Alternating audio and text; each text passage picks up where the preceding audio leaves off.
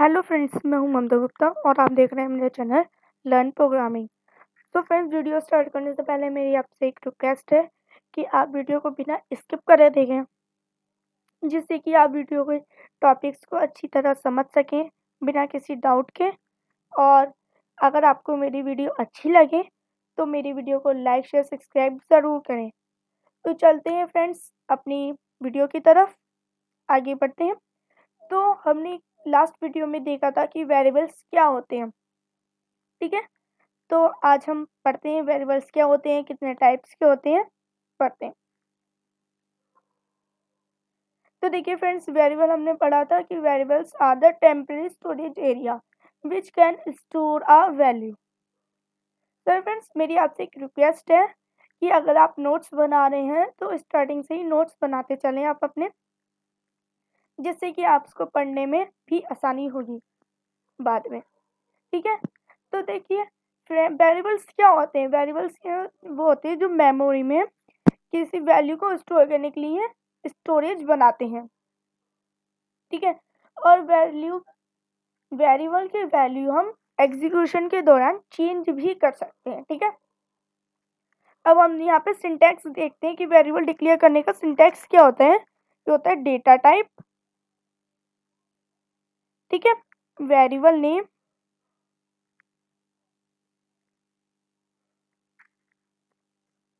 Equal value. ये हमारा syntax होता है वेरिएबल डिक्लेयर करने का, ठीक है।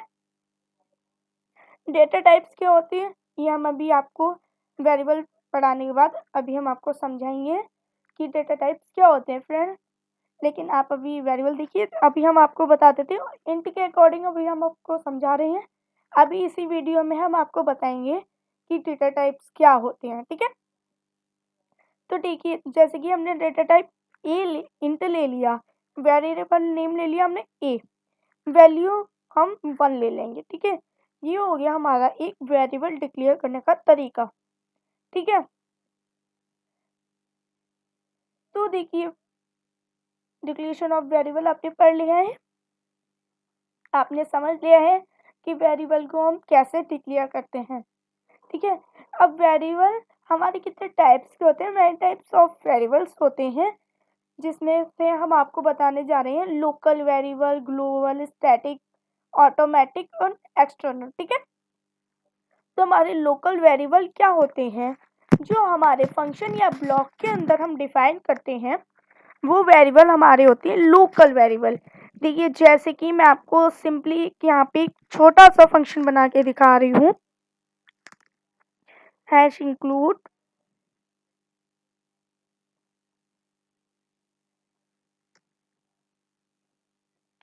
stdio.h void main,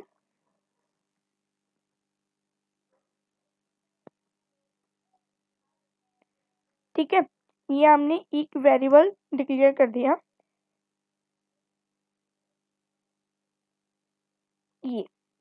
तो ये फ्रेंड्स हमारा क्या है, ये है हमारा लोकल वेरिएबल। ये क्या है हमारा लोकल वेरिएबल, क्यों? क्योंकि यह देखिए फंक्शन या किसी ब्लॉक के अंदर हमने इसको डिफाइन किया है, तो ये है हमारा लोकल वेरिएबल, ठीक है। आपको समझ में आ गया लोकल वेरिएबल क्या होता है। तो नेक्स्ट है हमारा फ्रेंड्स, देखिए नेक्स्ट क्या है हमारा ग्लोबल वेरिएबल। ग्लोबल वेरिएबल क्या होता है, जो किसी फंक्शन या ब्लॉक के बाहर डिफाइन किया जाता है, ठीक है। जैसे कि हमने यहाँ पे डिफाइन कर दिया int b is equal to 5, तो ये क्या है, ये हो गया हमारा ग्लोबल वेरिएबल। ये क्या हो गया हमारा ग्लोबल वेरिएबल। और एक बात और, ग्लोबल वेरिएबल की वैल्यू हम फंक्शन एग्जीक्यूशन के दौरान हम चेंज नहीं कर सकते। अगर हमने यहाँ पे b इज इक्वल टू 5 दिया है, तो हमारे पूरे फंक्शन में b is equal to b की वैल्यू 5 ही रहेगी, चेंज नहीं होगी, ठीक है। नेक्स्ट है फ्रेंड्स हमारा स्टैटिक। स्टैटिक क्या है फ्रेंड्स, स्टैटिक हमारा ये स्टैटिक कीवर्ड द्वारा डिफाइन किया जाता है, ठीक है। जैसे कि आपका ग्लोबल वर्क करता है, वो ग्लोबल फंक्शन को हम कहीं भी एक्सेस कर सकते हैं, फंक्शन के अंदर, फंक्शन के बाहर। अभी आप इसके यहाँ पे एक और फंक्शन बना लेंगे, आप उसमें भी ये ग्लोबल वेरिएबल भी एक्सेस कर सकते हैं, ठीक है। लेकिन स्टैटिक क्या होता है, हमने यहाँ पे एक फंक्शन के अंदर बना लिया static. Static variable static keyword द्वारा डिफाइन किया जाता है। ये हमने बना लिया static int c is equal to 7। तो हमारे यहाँ पे स्टैटिक की वैल्यू स्टैटिक रहती है। स्टैटिक तो आप कुछ समझ गए होंगे ना, स्थिर, ठीक है। तो स्टैटिक मतलब आपके पूरे एग्जीक्यूशन के दौरान चेंज नहीं होगी। बहुत से ये सोच रहे होंगे बहुत से लोग बच्चे कि देखिए ग्लोबल और स्टैटिक दोनों का काम तो एक ही है, बस ये क्या फर्क है, ये फंक्शन के बाहर है ये अंदर है, इन दोनों की चेंज नहीं होती वैल्यू, तो हम इसे डिफरेंट क्यों कहते हैं, ठीक है। तो फ्रेंड्स इसका ये है कि हमने इसे फंक्शन के बाहर डिफाइन करा है, तो हम इसे पूरे फंक्शन के अंदर यूज कर सकते हैं, ठीक है। लेकिन स्टैटिक में क्या है, स्टैटिक में हमने इसकी वैल्यू चेंज तो नहीं होगी, लेकिन इसे हम सिर्फ उसी फंक्शन या ब्लॉक में यूज कर सकते हैं जिसमें हमने डिफाइन करा है इसको। हम इसे फंक्शन या ब्लॉक के बाहर इसे यूज नहीं कर सकते, ओके। ये ग्लोबल एंड स्टैटिक के बीच डिफरेंस भी है जो आप कह सकते हो, ठीक है। फ्रेंड्स क्या है ऑटोमेटिक वेरिएबल। ऑटोमेटिक वेरिएबल क्या होते हैं, ऑटोमेटिक वेरिएबल वो होते हैं जो बाय डिफॉल्ट होते हैं, जैसे कि आप लोकल वेरिएबल को भी एक बार के लिए ऑटोमेटिक वेरिएबल कह सकते हैं। इसको हम ऑटो कीवर्ड द्वारा डिफाइन करते हैं। कैसे, ऑटो कीवर्ड, जैसे कि हमने स्टैटिक कीवर्ड्स डिफाइन करा है वैसे ही हम इसको ऑटो कीवर्ड के द्वारा डिफाइन कर सकते हैं, ठीक है। ये क्या है हमारा ऑटो कीवर्ड, और ये मतलब ऑटोमेटिक वेरिएबल्स, ठीक है। ये भी आपका एक ऑटोमेटिक वेरिएबल भी कहला सकते हैं, इसे भी आप कह सकते हो, इसे भी कह सकते हैं, ठीक है। अब आता है आपका next external variable. External variables क्या होता है, जो सोर्स फाइल्स के अंदर शेयर किया जाता है वो हमारा होता है एक्सटर्नल वेरिएबल। जैसे कि आप खुद से इसमें देखेंगे हेडर फाइल्स, जैसे कि मैंने आपको ये बताया है हेडर फाइल से ना ये stdio.h। अब इसके अंदर आपने कोई भी वेरिएबल, जैसे कि सपोज जिसने भी लाइब्रेरी बनाई होगी ये, या लाइब्रेरीज आप ऐसे खुद भी बना सकते हैं, उसने ये इसमें bn ये कोई वेरिएबल डिक्लेयर कर रखा है। मैं अभी आपको ऐसी फॉर एग्जांपल बता रही हूँ, ठीक है। bn नाम का उसने वेरिएबल इस लाइब्रेरी में stdio.h में है, ठीक है। और आपको इसमें जो आपने फंक्शन बनाया है, अपना फंक्शन जो बनाया आपने, आप उसमें bn फंक्शन यूज कर रहे हो, ठीक है। तो ये क्या हो गया, एक्सटर्नल वेरिएबल हो गया, ये आपके कोड में बाहर से लाया गया है, किसी सोर्स फाइल के थ्रू, हेडर फाइल के थ्रू इंक्लूड किया गया है, तो इसे आप कहेंगे एक्सटर्नल वेरिएबल, ठीक है। और देखिए वेरिएबल्स क्या होते हैं, देखिए आपने वेरिएबल समझ लिए क्या होता है, कितने तरीके के होते हैं, ठीक है। लेकिन कुछ वेरिएबल डिक्लेयर करने के लिए कुछ रूल्स होते हैं जो आपको फॉलो करने होते हैं। तो फ्रेंड्स रूल्स देखते हैं अब क्या है इसके रूल्स। देखिए फ्रेंड वेरिएबल नेम क्या हो सकते हैं, अल्फाबेट्स हो सकते हैं, डिजिट्स हो सकती है, अंडरस्कोर हो सकता है, ठीक है। लेकिन वेरिएबल स्टार्ट किससे होगा, अल्फाबेट्स और अंडरस्कोर।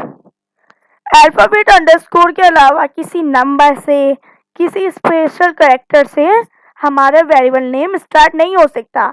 जैसे कि मैंने अभी आपको ये दिखाया है ना, ABC लिखा है मैंने, तो हम इसे कुछ भी लिख सकते हैं, लेकिन यहाँ पे हमने ये लिख दिया 9 है, तो ये हमारा वेरिएबल इनवैलिड कहलाएगा, ये हमारा वेरिएबल मान्य नहीं होगा। या हम इसे लिख दें @ इजिकल टू ये, तो ये भी हमारा वेरिएबल मान्य नहीं होगा।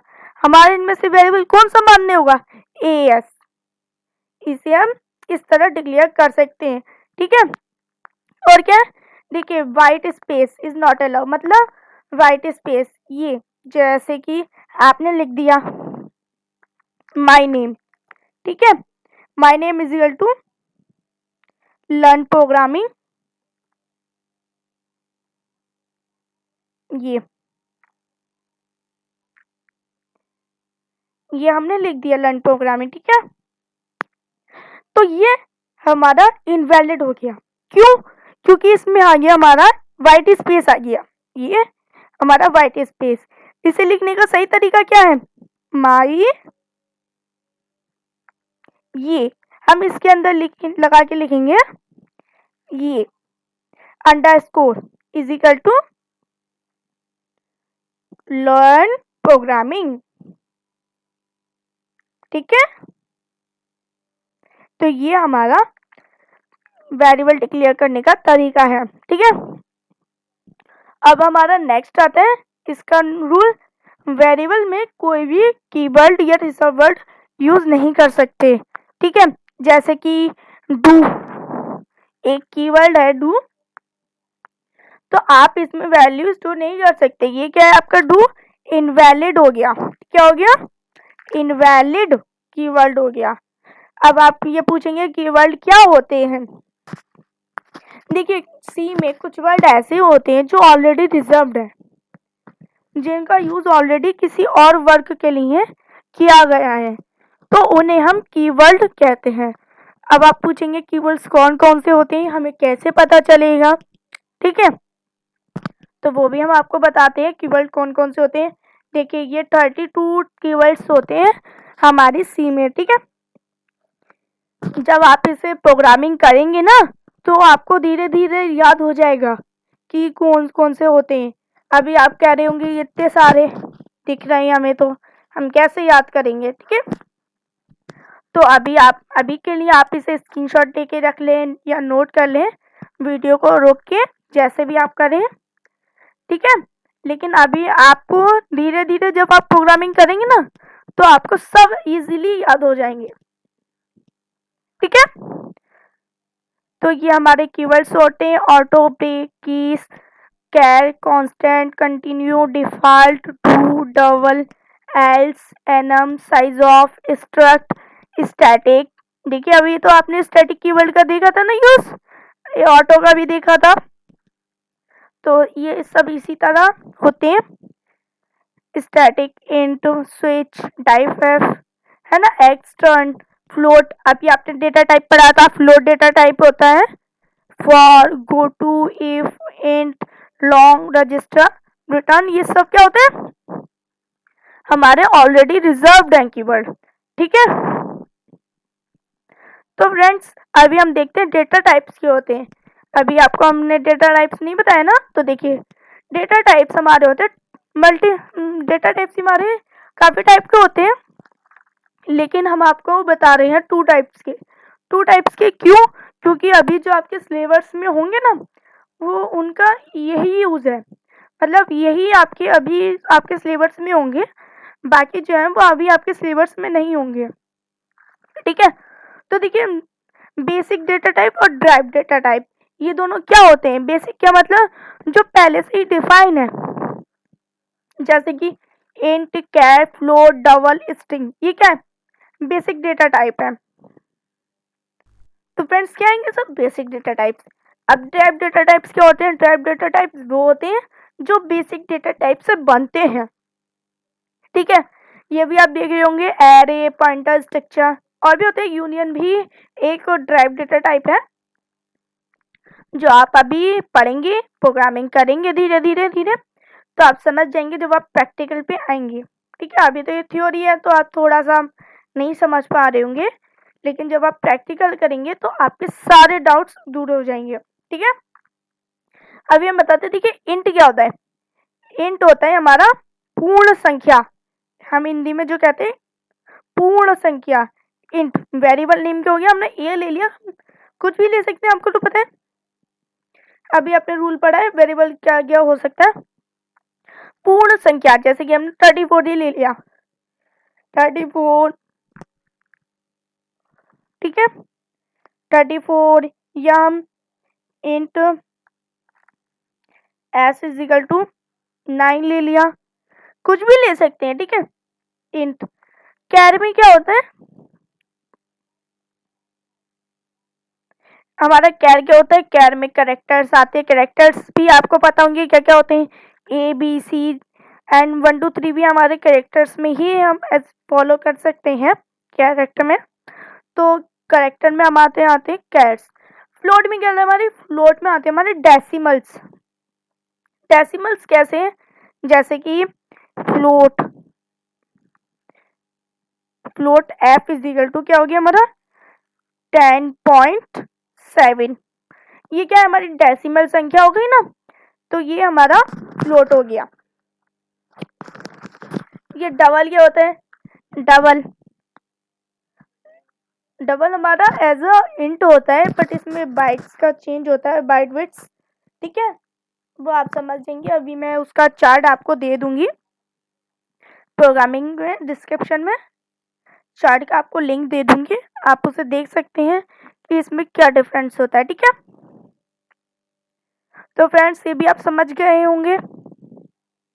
तो फ्रेंड्स अब आता है हमारा डेटा टाइप्स के साथ स्पेसिफायर्स। फॉर्मेट स्पेसिफायर क्या होते हैं, क्योंकि जब आप इसे करेंगे ना, देखिए अभी हम आपको एक सिंपल प्रोग्राम बना के दिखाते हैं इसका। अगर हमें एक वैल्यू भी प्रिंट करानी है सी में, तो आपको इसके फॉर्मेट स्पेसिफाई की ज़रूरत होगी, जैसे कि वॉइड मेन, ये अभी हम आपको नॉर्मली डिक्लेयर कर रहे हैं। Int A is equal to हमने 10 डिफाइन कर दिया यहाँ पे। अब हम करेंगे प्रिंट एफ, ठीक है। यहाँ पे आप %d, मतलब इंट के लिए हम %d स्पेसिफायर का यूज करते हैं, और यहाँ पे लिख देंगे हम a, ठीक है, यानी वेरिएबल नेम। ये और गेट सी एच क्यों लगता है, ये हमारे गेट सी एच होता है, गेट सी एच पेरेंट रेफ, ये सब हमारे प्रीडिफाइंड फंक्शन है, ठीक है, ठीक है। ये क्या है हमारा % फॉर्मेट स्पेसिफायर। हमने जैसे इंट लिया तो %d, ये हम अभी आपको बताते हैं, ये है देखिए, इंट के लिए %t, फ्लोट के लिए %f, स्ट्रिंग के लिए %s, कैर के लिए %c, ठीक है। ये सब आपके करेक्टर के जो भी आप डेटा टाइप लेंगे उसके अकॉर्डिंग स्पेसिफायर्स चलते हैं, ठीक है। तो फ्रेंड्स आज का ये टॉपिक हमारा यही एंड होता है वेरिएबल्स का। तो फ्रेंड्स अब हम बात करते हैं सी के फीचर्स की। सी के हमारे फीचर्स क्या क्या होते हैं, ये टॉपिक तो हमारा कंप्लीट हो गया वेरिएबल्स का। अब हम आते हैं सी के फीचर्स पे।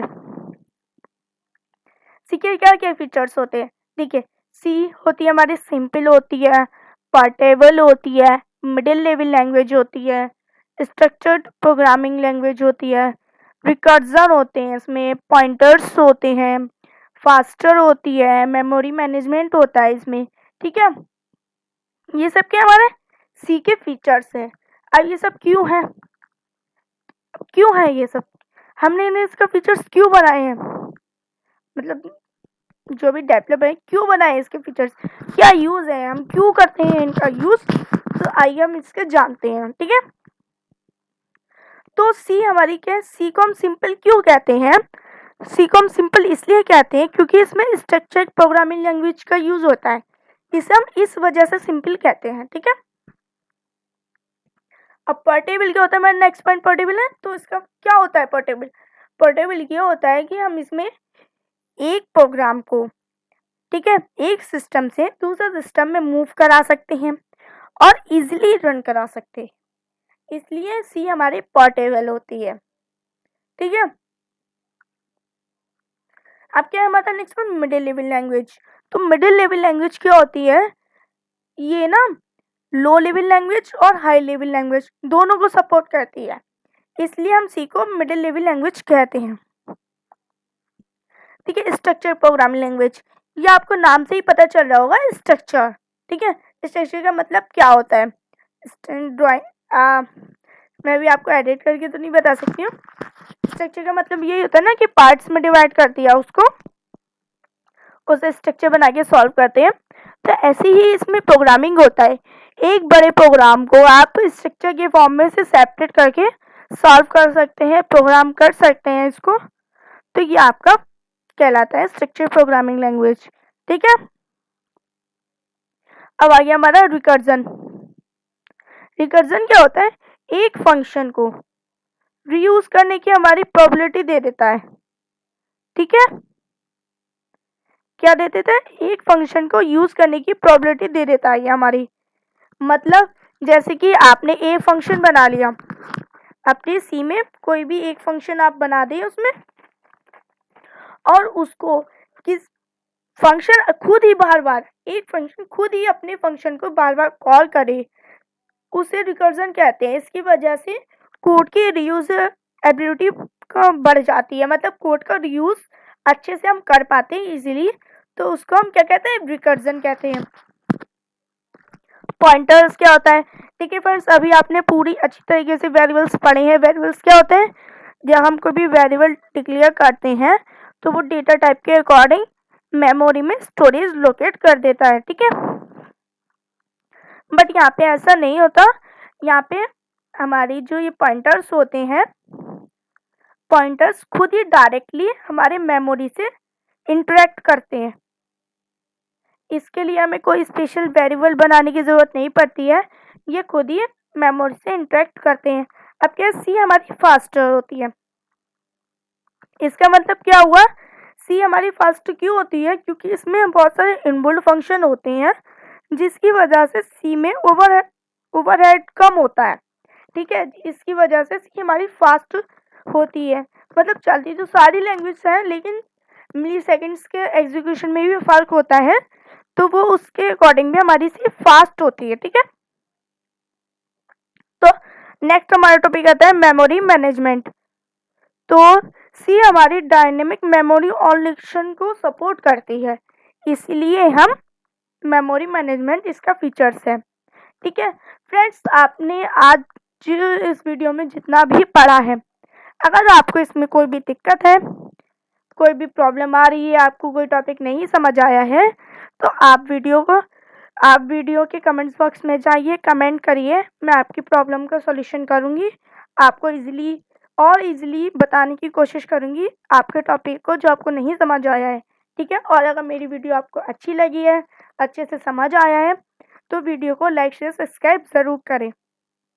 Okay friends, thank you for watching video. Thank you.